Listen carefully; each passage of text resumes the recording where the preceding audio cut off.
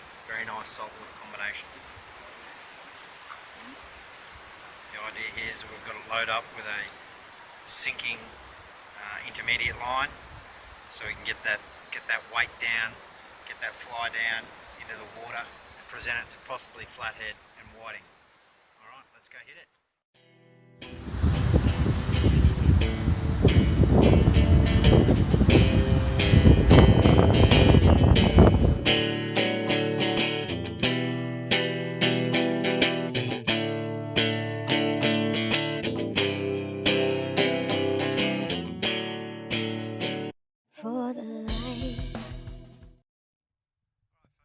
Another episode of Insane Fishing. We're down here on the north shore of the Brunswick River, just outside of Brunswick on the north shore, on the way through Ocean Shores. It's a beautiful part of the river. It's well protected from the northerly, and we're in this section of sand flats and clear salt water looking for flathead and whiting today, and we're actually going to be chasing them on the fly. So the idea is to walk these flats and start to really target the flathead as we drop the lines down through, hit the flies and bounce them in that sort of ankle to knee depth water and see what we can get. Alright folks, we're just going to tie the flies on now. So today obviously we're targeting saltwater flies, predominantly clousers. And look, at the end of the day, you know, fly fishing is accessible for everybody. It's pretty easy. I'm no expert. I've tied these couple of little flies myself.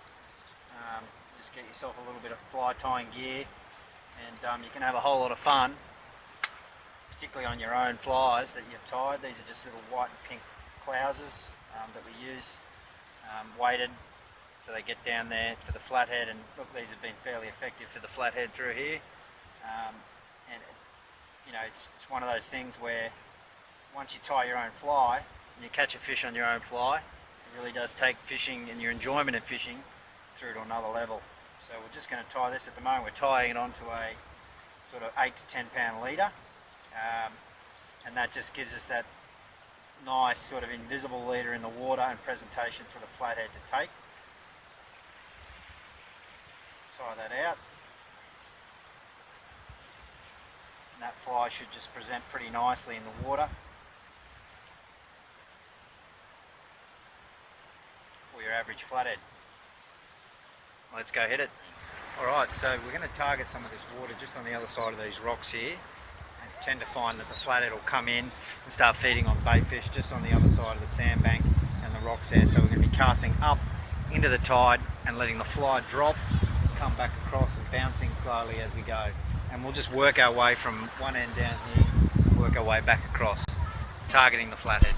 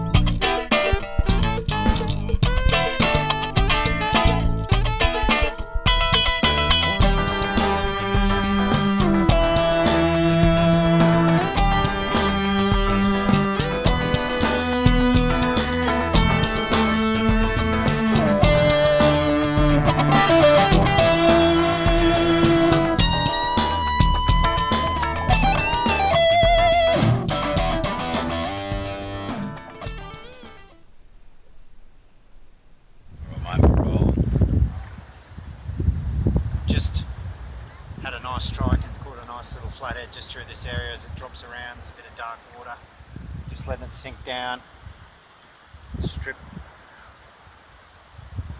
get that stripping going, get that fly down in the water. We might just be able to get another strike here. They tend to school the flathead.